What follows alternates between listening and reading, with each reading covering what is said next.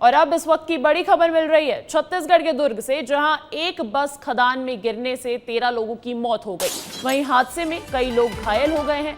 घायलों को फौरन अस्पताल में भर्ती कराया गया है। कुम्हारी इलाके से बस केडिया डिस्टिलरीज के कर्मचारियों को लेकर निकली थी और बस में 30 से ज्यादा कर्मचारी सवार थे। ये इस वक्त की बड़ी खबर मिल रही है। दुर्ग में ये बड़ा दर्दनाक हादसा हुआ है, जहां एक बस खदान में गिर गई और बस के खदान में गिरने से 13 लोगों की मौत हो गई। वहीं हादसे में कई लोग घायल भी हुए हैं। घायलों का उपचार चल रहा है, उन्हें अस्पताल में भर्ती कराया गया है। वहीं कुमारी इलाके से बस केडिया डिस्टिलरीज के कर्मचारियों को लेकर निकली थी और तभी ये दर्दनाक हादसा हुआ। बस में करीब 30 से ज्यादा कर्मचारी सवार थे। मैं आपको बता दूं, छत्तीसगढ़ के दुर्ग जिले के कुम्हारी में खपरी रोड पर ये बस जा रही थी और वहां पर यह हादसा हुआ।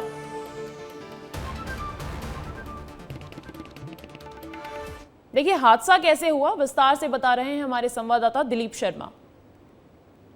छत्तीसगढ़ के दुर्ग जिले के कुम्हारी में जो बस दुर्घटना हुई थी, हम सुबह उसी घटना स्थल पर फिर से पहुंचे हैं। विस्तार न्यूज की टीम पहुंची है, यहाँ के आसपास के लोग यहाँ पे पहुंचे हैं। हम उनसे कुछ बात करने की कोशिश करेंगे। भैया, आप लोग यहीं के रहने हैं? आप लोगों को कैसे पता चला, क्या हुआ था? रात में मैं भी वहीं ड्यूटी करता हूँ। अच्छा। रात में आया 8 बजे, पता चला कि बस खाई में गिर गई है। आपको क्या जानकारी मिली कि कैसे हुआ ये हादसा? क्योंकि कुछ बात तो पता चला। हादसा तो पता नहीं चला, लेकिन ये हुआ कि बस खाई में गिरा है। हम लोग देखने आए। मतलब ये हो सकता है कि आपके अनियंत्रित हो गया होगा बस, या फिर कुछ रोड देख ही रहे हैं, रोड कैसा है, स्लिप उलिप हुआ होगा कुछ ऐसा। लाइट इनका कमजोर था करके, और बस का लाइट और बोले कि ये अपना कोई बाइक आ रहा था तो उसको बचाने के चक्कर में ये सब गिरा है ऐसा करके। मैं भी बाद में आया देखने के लिए। तो ये सुबह का वक्त है, विस्तार न्यूज यहाँ पे फिर से पहुंचा हुआ। आपको एक थोड़ा जगह बताना चाहता हूँ। ये वो सड़क है, आप इधर ये केडिया डिस्टिलरी कंपनी है इस साइड में, और यहीं से बस कर्मचारियों को कंपनी से लेकर इधर अब कुम्हारी की ओर जहाँ वो रहते हैं वहाँ छोड़ने जा रहे थे। अब इस साइड में देखिए, इधर भी खाई है, और इस साइड में देखिए जहाँ पे बस गिरा है वहां भी खाई है। ये जो रोड है काफी सकरा रोड दिख रहा है। आप देखिए दोनों तरफ खाई है, ना तो कोई ऐसे कोई बैरिकेड लगाए गए हैं कि यहाँ पे किसी तरह की सुरक्षा हो, दोनों तरफ खुला है। तो जो हादसा है काफी दुखद है, और देखिए सुबह से लोग फिर एक बार उसी घटना स्थल पर पहुंचने लगे हैं। वीडियो जर्नलिस्ट सूरज सिंह के साथ दिलीप शर्मा, विस्तार न्यूज। तो तस्वीरें देखी आपने, बेहद दर्दनाक ये हादसा छत्तीसगढ़ के दुर्ग से। और दुर्ग हादसे पर खुद सीएम विष्णुदेव साय ने भी दुख जताया है। सीएम साय ने बस हादसे को लेकर ट्वीट किया है और उसमें उन्होंने लिखा कि दुर्ग के कुम्हारी के पास निजी कंपनी के कर्मचारियों से भरी बस के दुर्घटनाग्रस्त होने की दुखद सूचना प्राप्त हुई। इस दुर्घटना में 11 कर्मचारियों के निधन का समाचार प्राप्त हो रहा है। हालांकि अब ये संख्या बढ़कर 13 हो गई है। उन्होंने साथ ही साथ लिखा कि मैं ईश्वर से दिवंगत आत्माओं को शांति एवं शोक संतप्त परिजनों को संबल प्रदान करने की प्रार्थना करता हूं। दुर्घटना में घायल कर्मचारियों के इलाज का समुचित प्रबंध किया गया है। मैं उनके शीघ्र स्वास्थ्य लाभ की कामना करता हूं। तो ये सीएम विष्णुदेव साय का ट्वीट। इसी के साथ साथ प्रधानमंत्री मोदी ने भी इस दुर्घटना को लेकर ट्वीट किया। उन्होंने लिखा कि छत्तीसगढ़ के दुर्ग में हुआ बस हादसा अत्यंत दुखद है। इसमें जिन्होंने अपने प्रियजनों को खोया है उनके प्रति मेरी संवेदनाएं। इसके साथ ही मैं घायलों के शीघ्र स्वस्थ होने की कामना करता हूं। साथ ही साथ उन्होंने लिखा कि राज्य सरकार की निगरानी में स्थानीय प्रशासन पीड़ितों की हर संभव मदद में जुटा है।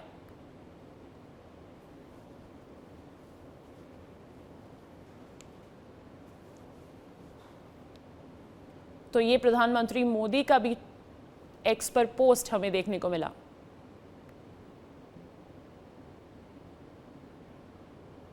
तो चलिए अब इस खबर पर अधिक जानकारी के साथ घटनास्थल से जुड़ गए हैं मेरे सहयोगी दिलीप शर्मा। दिलीप, बेहद दुखद ये खबर है। हादसे में 13 लोगों की मौत की खबर है। ऐसे में क्या ये संख्या और बढ़ने की संभावना है अभी भी?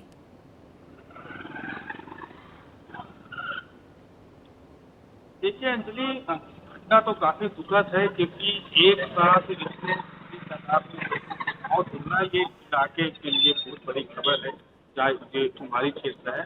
हालांकि अभी जो मौत का आंकड़ा की जैसे आपने कहा कि मौत का आंकड़ा बढ़ सकता है, तो निश्चित तौर से मौत का आंकड़ा बढ़ सकता है, क्योंकि कई ऐसा जो लोग हैं जो गंभीर है उनका इलाज रायपुर के एम्स और मेकाहारा हॉस्पिटल में चल रहा है और कई घायल भी है, तो लगातार उस पर इलाज चल रहा है। अगर कोई गंभीर है तो उनका किसी न किसी वजह से जो हालात है उससे मौत का आंकड़ा बढ़ सकता है। लेकिन मैं अभी आपको उस जगह दिखा रहा हूँ जहाँ पे यह हादसा हुआ है, कि मेरे पीछे आप देखिए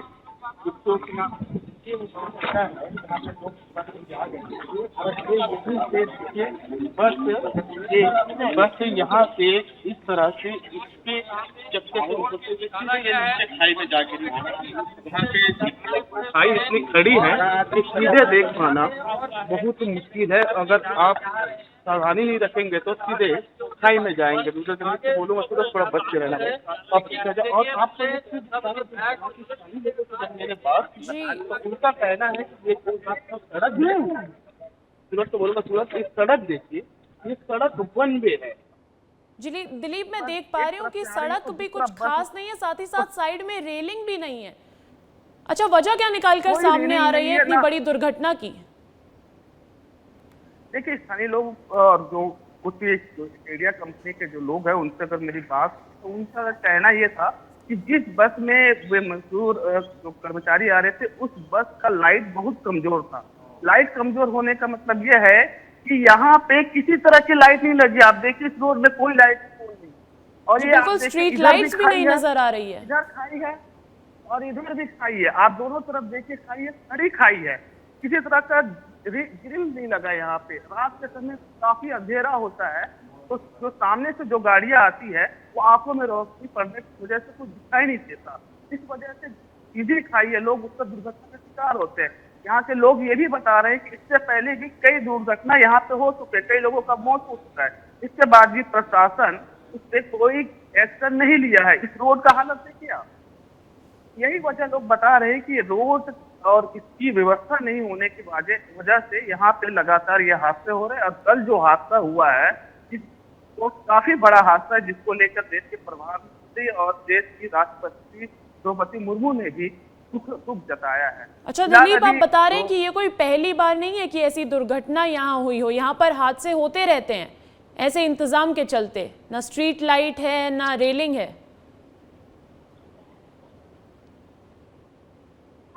हाँ, यहाँ के जो हम स्थानीय लोगों से हमने बात किया, आप पहले देखिएगा, तो उनका यही साफ तौर पे कहना था कि यहाँ पे लाइट की व्यवस्था नहीं। आप समझिए यहाँ पे डिस्टिलरी कंपनी है जी, ये यहाँ पे जस्ट है, वहाँ से लोग कर्मचारी आते हैं, यहाँ कई गांव के लोग जाते हैं, आना जाना करते हैं। रात के समय लाइट नहीं होने की वजह से एक तो खाई के अगल बगल कुछ ग्रिल नहीं है या कोई ऐसा सिंबल नहीं है जिससे लोग रात के समय चमके और ये खतरा का अंदाजा दे कि यहाँ पे खतरा है, खाई है, लोग इससे सावधानी रहे। ऐसा कुछ भी नहीं है।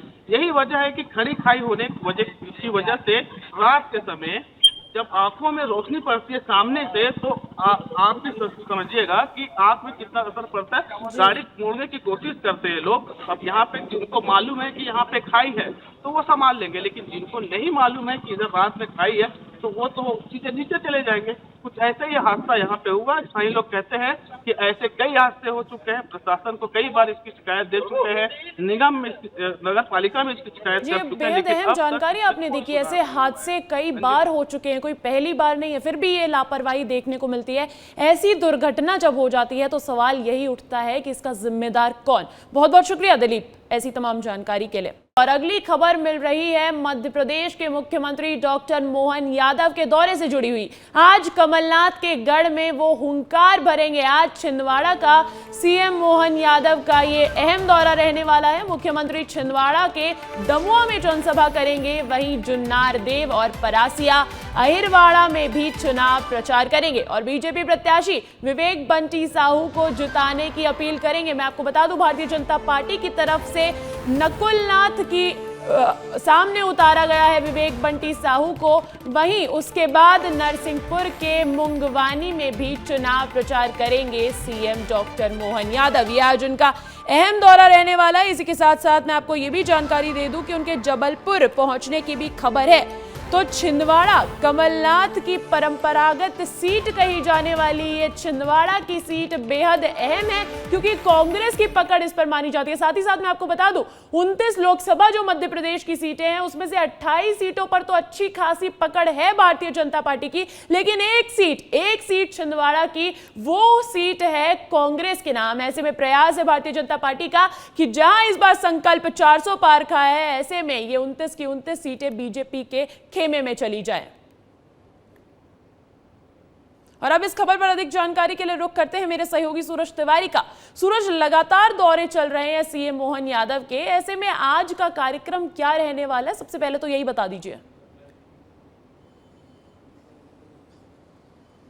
देखिए अंजलि, अब चुनाव प्रचार के लिए केवल एक हफ्ते का वक्त बचा है। 17 तारीख को चुनाव प्रचार में लगाम लग जाएगी। 19 अप्रैल को पहले चरण की 6 सीटों में मतदान होना है। ऐसे में कहीं ना कहीं जो महाकौशल की सीटें हैं उस पर भारतीय जनता पार्टी की ज़्यादा नज़र है। खास तौर पर वो छिंदवाड़ा जो सीट है उस पर ज़्यादा नज़र है, क्योंकि आदिवासी वोटर महत्वपूर्ण है और बीजेपी का जो वहाँ पर बार बार जीतने की कोशिश तो करती है, वोट बैंक कम तो होता है लेकिन जीत नहीं पाती। ऐसे में इस बार फिर मोहन यादव छिंदवाड़ा दौरे पर आज रहेंगे और छिंदवाड़ा में अलग अलग क्षेत्र में छोटी छोटी सभाएं करेंगे, स्थानीय कार्यक्रम में भाग लेंगे। उनकी कोशिश यही है कि ज़्यादा से ज़्यादा जो वोट बैंक है कैसे बीजेपी की तरफ कन्वर्ट हो। लगातार आप देख रही हैं खुद जिस तरह से Mohan Yadav back to back Chhindwara दौरे कर रहे हो। विवेक बंटी साहू प्रत्याशी चुनावी मैदान में है, नकुल नाथ सामने है।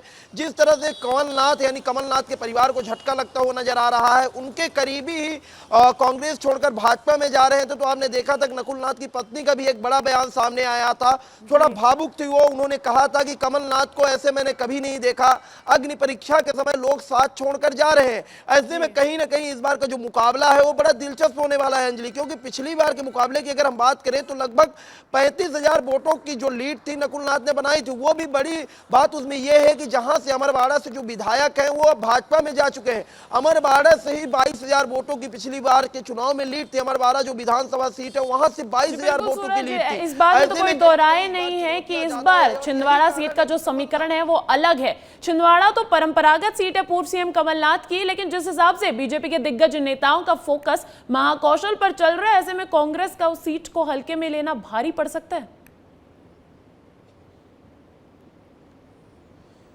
जी निश्चित तौर पे कांग्रेस अगर उस सीट पर ये सोचेगी कि ये तो हमारा गढ़ है, हम यहाँ जीत जाएंगे, तो भारी पड़ सकता है। और बीजेपी की सबसे ज्यादा ना छिंदवाड़ा पे इसलिए क्योंकि पिछली बार 28 सीटें भारतीय जनता पार्टी ने जीत हासिल की थी। ऐसे में अब एक सीट छिंदवाड़ा बचती है और लगातार भारतीय जनता पार्टी के जो नेता है वो ये कह रहे हैं कि छिंदवाड़ा भी इस बार हम जीतेंगे। खासतौर पर जो प्रदेश अध्यक्ष वीडी शर्मा वो भी अक्सर कहते हुए नजर आ रहे हैं छिंदवाड़ा जीत के 29 कमल के फूल मोदी जी की झोली में डालेंगे। खासतौर पर अगर जिस तरह से लगातार मोहन यादव अब दौरे कर रहे हैं, आज एक बार फिर वो छिंदवाड़ा के दौरे पर रहेंगे। अभी उज्जैन है, उज्जैन से छिंदवाड़ा जाएंगे। छिंदवाड़ा में लगातार छोटी छोटी सभाएं करेंगे, लोगों से मिलेंगे। कई उनके कार्यक्रम निर्धारित हैं जहां पर कार्यक्रम में भाग लेंगे। उसके बाद कयास लगाए जा रहे हैं को जबलपुर भी जा सकते हैं, क्योंकि अब भारतीय जनता पार्टी का जो शीर्ष नेतृत्व है आप देखेंगे कि मध्य प्रदेश की जो महाकौशल की सीटें वहां पर एक्टिव होता नजर आएगा, क्योंकि अब 7 दिन का लगभग 7 दिन का वक्त बचा है। ऐसे में अब धीरे धीरे चुनाव प्रचार की भी उल्टी गिनती शुरू हो चुकी है और जो पहले चरण का मतदान होना है उसमें भी उल्टी गिनती शुरू हो चुकी है। तो कहीं ना कहीं अब कांग्रेस हो, भारतीय जनता पार्टी हो, जो ये सियासी गढ़ कहे जाते हैं, यहाँ पर तमाम दिग्गज नेता नजर आएंगे। बिल्कुल 19 अप्रैल को पहले चरण का मतदान होना है। ऐसे में पहले चरण की जो सीटें हैं उस पर खास फोकस तो रहना बनता है। बहुत बहुत शुक्रिया सूरज तमाम जानकारी के लिए। तो अब खबर उज्जैन से है, उसकी भी बात कर लेते हैं, जहां गौरव दिवस पर मुख्यमंत्री डॉक्टर मोहन यादव परिवार के साथ शिप्रा के पवित्र घाट पर पहुंचे। सीएम डॉक्टर मोहन यादव विक्रम उत्सव के समापन कार्यक्रम में शामिल हुए। इस दौरान मुख्यमंत्री ने मशहूर सिंगर जुबिन नौटियाल की रंगारंग प्रस्तुति को भी सुना। इस दौरान मुख्यमंत्री डॉक्टर मोहन यादव ने विस्तार न्यूज से खास बातचीत की है। सीएम डॉक्टर मोहन यादव ने उज्जैन के गौरव दिवस पर विक्रम संवत और नए वर्ष पर सभी देशवासियों को शुभकामनाएं दी। और क्या कुछ कहा मुख्यमंत्री डॉक्टर मोहन यादव ने, वो भी आपको सुनवाते हैं। उज्जैन के मुख्यमंत्री शिप्रा नदी पर दीप प्रज्वलित कर परिवार सहित बैठे और रंगारंग जुबिन नौटियाल की प्रस्तुति के माध्यम से रंगारंग प्रस्तुति भी हो रही है। हमारे साथ इस समय खुद मुख्यमंत्री जी हैं। सर, उज्जैन का गौरव दिवस विक्रम संवत भी चल रहा है। हम सबका सौभाग्य, उज्जैन से सम्राट विक्रमादित्य ने पूरे पृथ्वी पे राज किया राजा राम के राम राज्य को पुनर्स्थापित करने का प्रयास किया। भारतीय संस्कृति में विक्रमादित्य एक अद्वितीय शासक के नाते से जाने गए, इसलिए विक्रम संवत के प्रवर्तन के अवसर पर नया वर्ष की मेरी अपनी ओर से सबको बहुत बहुत शुभकामना, बहुत बहुत बधाई। सर, जो सपना आपने देखा था आज कहीं ना कहीं पूरा देश सनातन धर्म की तरफ आगे जा रहा है, क्या कहेंगे? चलिए, निश्चित रूप से विक्रमादित्य सुशासन के लिए जाने जाते हैं और विक्रम संवत का प्रवर्तन ये अपने आप में इसी बात के लिए होता है। हमारा नया वर्ष प्रारंभ हो रहा है और उज्जैन की धरती से हम सब उसका मंगल कामना देते हैं, शुभकामना देते हैं। प्रदेश वालों को बधाई देता हूँ। लगातार आप चुनावी दौरे भी कर रहे हैं, तूफानी दौरे लग रहा है कहीं ना कहीं, जिस प्रकार मोदी का सपना है कि 400 पार, क्या लग रहा है सर? क्योंकि लगातार कई शहरों में आप गए। अभी तो चुनाव की बात करना ठीक नहीं है, लेकिन मध्य प्रदेश में 29 पार, देश में 400 पार। डॉक्टर मोहन यादव जिन्होंने कहा कि राजनीति का मंच नहीं है, अभी तो गौरव दिवस है और उज्जैन का गौरव दिवस पर सभी को शुभकामनाएं। और साथ ही जिस प्रकार मोदी का सपना है 400 पार, वो तो लक्ष्य हासिल करके ही रहेंगे। मैं ठाकुर के साथ संतोष कृष्णानी, विस्तार न्यूज, उज्जैन।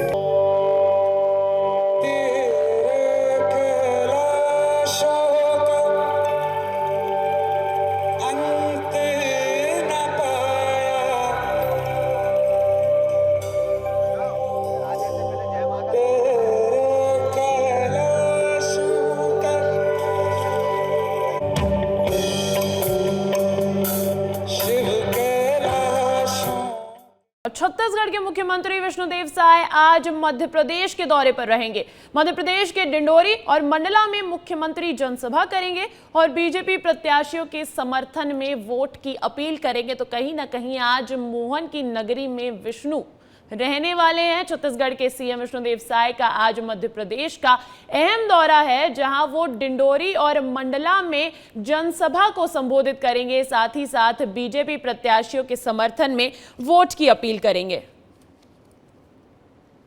तो ये आज सीएम विष्णुदेव साय के दौरे से जुड़ी अहम खबर है कि आज वो मध्य प्रदेश आ रहे हैं। हम लगातार देख रहे हैं कि भारतीय जनता पार्टी जो है दिग्गज नेताओं को उतार रही है, स्टार प्रचारक तमाम राज्यों का दौरा कर रहे हैं। इसी सिलसिले में आज छत्तीसगढ़ के सीएम विष्णुदेव साय का ये मध्य प्रदेश में अहम दौरा है, जहां वो डिंडोरी पहुंचेंगे, मंडला पहुंचेंगे और वहां जनसभा को संबोधित करेंगे। साथ ही साथ बीजेपी प्रत्याशियों के समर्थन में वोट की अपील करेंगे।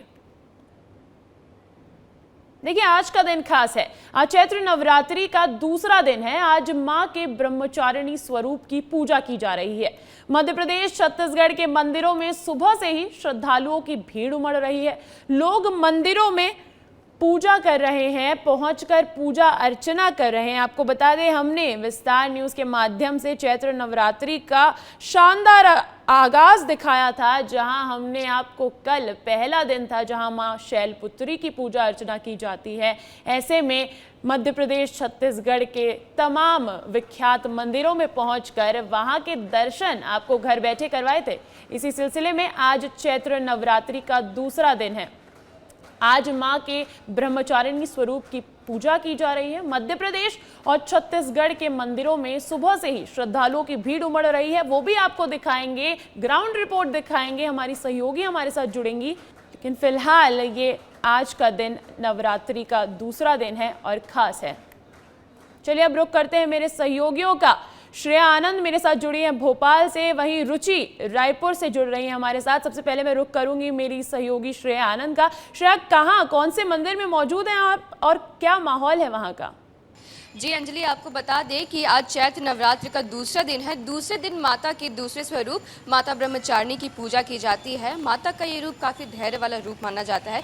इस वक्त मैं मौजूद हूँ भोपाल के काफ़ी प्राचीन माता मंदिर में। जैसा कि आप तस्वीरों में देख सकते हैं कि प्राचीन इस माता मंदिर में माता की काली रूप की स्थापना की गई है। साथ साथ में माता जो शीतला माता है उनकी भी मूर्ति यहाँ पे स्थापित है। लोग श्रद्धालु जो है वो सुबह से यहाँ पे पहुँच रहे हैं। माता को भिन्न भिन्न तरह की चढ़ावा चढ़ा रहे हैं, चुनरी का चढ़ावा है, साथ साथ भोग और प्रसाद लगा रहे हैं, अपनी मनोकामनाओं को लेकर विनती कर रहे हैं माता से। साथ साथ आपको ये भी पंडित जी से भी जानेंगे कि इस बार जो आज माता ब्रह्मचारिणी का दिन है तो जानते हैं कि उनके विधि विधान, पूजा अर्चना और कौन सी मंत्र जाप से जो श्रद्धालुओं की मनोकामना है वो पूरी होती है। साथ साथ इस मंदिर की क्या महत्वता है वो भी जानेंगे। पंडित जी जी, आज माता के दूसरे स्वरूप की पूजा है, इस दिन की क्या महत्वता है और पूजा अर्चना के लिए कौन से मुख्य विधि विधान हैं? आज नवरात्र पर्व का दूसरा दिन है। माँ ब्रह्मचारिणी की पूजन की जाती है। आज के दिन साधक पूजन करता है तो परिवार में सुख शांति की प्राप्ति होती है, समृद्धि होती है, संयमता और ज्ञान वैराग्य जागता है। साथ ही माँ को सफ़ेद पुष्पों से उनका अर्चन करना चाहिए, कुमारी कन्याओं का पूजन करना चाहिए। माँ ब्रह्मा जी की कमंडलों से प्रकट हुई, इसीलिए ब्रह्मचारिणी इनका नाम पड़ा। और सदाचार, संयम, ये सब जीवन में माँ की कृपा बरसती है और निरंतर माँ का तो प्रेम सब भक्तों में बरसता ही है। तो हमें भी इन दिनों में विशेष ध्यान रखना चाहिए। कन्याओं को उनका पूजन करना चाहिए, उनके चरण धुलाने चाहिए। विविध प्रकार से माँ की पूजन की जाती हैं और बीज मंत्र से माँ का जाप करना चाहिए, ओम ऐं ह्रीं क्लीं चामुंडाय विच्चे। तो ऐसे कई माँ के रूप हैं, नाम हैं, तो इस मंत्र के द्वारा पूजन अर्चन कर सकते हैं। तो अंजलि, आपने सुना कि पुजारी जी ने बताया कि आज जो माता का दूसरा स्वरूप है उसमें लोग सफ़ेद वस्तुएं जैसे कि खीर है और सफ़ेद पुष्प अर्पण करके माँ की पूजा अर्चना करते हैं। माँ जो है वो देवी दुर्गा की 9 स्वरूप होती है। आज उनका दूसरा स्वरूप है। छोटी-छोटी बच्चियां यहाँ पे अच्छी चीज करी आपने कि घर बैठे हमारे दर्शकों को बताया कि आज के दिन की खासियत क्या है और आज के दिन कैसे पूजा अर्चना की विधि रहनी चाहिए। अब मैं रुक करूंगी मेरी सहयोगी रुचि का, जो कि रायपुर से हमारे साथ जुड़ी हैं। रुचि, वैसे तो चैत्र नवरात्रि का ये पर्व है, 9 के 9 दिन खास रहते हैं, लेकिन क्योंकि आज दूसरा दिन है तो इसकी क्या खासियत है, वहां का माहौल तस्वीरें दिखाते हुए बता दीजिए। जैसे कि आज नवरात्रि का दूसरा दिन है और नवरात्रि के हर 9 दिन अलग अलग माताओं की पूजा होती है, तो आज माँ ब्रह्मचारिणी का दिन है। उनका आज विशेष रूप से पूजा अर्चना किया जाता है। इस वक्त मैं मौजूद हूँ राजधानी रायपुर के कंकालीन मंदिर में, जहाँ हम पहुँचे हुए हैं। सबसे पहले माता का दर्शन हम करेंगे कि माँ काली का यह स्वरूप है, किस तरह से सुंदर माता रानी का स्वरूप हमको नज़र आ रहा है। यहाँ पर कुछ लोग हैं, उनसे हम बातचीत करेंगे। जी भैया, आप माता रानी का दर्शन करने आए हैं? जी। कैसा लग रहा है? नवरात्रि का आज दूसरा दिन है। बहुत ही अच्छा लग रहा है, बहुत। जी। जैसे यहाँ की मान्यताएं बहुत अलग है, आपको क्या लगता है? नहीं, रायपुर की जो माँ माया माता मंदिर है, माँ शीतला है, माँ कंकाली, ये सारे मंदिर प्राचीन हैं, यानी अलग अलग इतिहास रहा है सबका। और बस जो सुनते आए हैं वही है कि ज़्यादा कुछ तो नहीं जानते हैं, बाकी इतना जानते हैं श्रद्धा बहुत है माता रानी में, सबकी मनोकामनाएं पूर्ण करती है माता रानी। जी। जैसे कि नवरात्रि चल रहा है, क्या विशेष रूप से आप पूजा करते हैं? विशेष तो ऐसा कुछ नहीं रहता है, जो है जोत जलाते हैं, क्योंकि घर में तो अपन जोत जला नहीं सकते हैं, तो मंदिरों में जोत जला देते हैं श्रद्धा से। और घर में जो सवेरे शाम माता रानी का जो भोग रहता है और विशेष कलश स्थापना करते हैं, यही रहता है बस पूजा पाठ। जी। जैसे भक्त यहाँ पहुँच रहे हैं, पूजा अर्चना कर रहे हैं। ये तस्वीरें तो आपने हमें घर बैठे पहुंचा दी, उसके लिए बहुत बहुत शुक्रिया आपका। मैं शुक्रिया अदा करना चाहूंगी मेरी सहयोगी श्रेया आनंद का भी। तो क्योंकि आज चैत्र नवरात्रि का दूसरा दिन है, ऐसे में हमारा फर्ज बनता था कि आपको विख्यात मंदिरों तक पहुंचाए। इसी के साथ मैं आपसे लूंगी इजाजत, लेकिन खबरों का सिलसिला लगातार रहेगा जारी।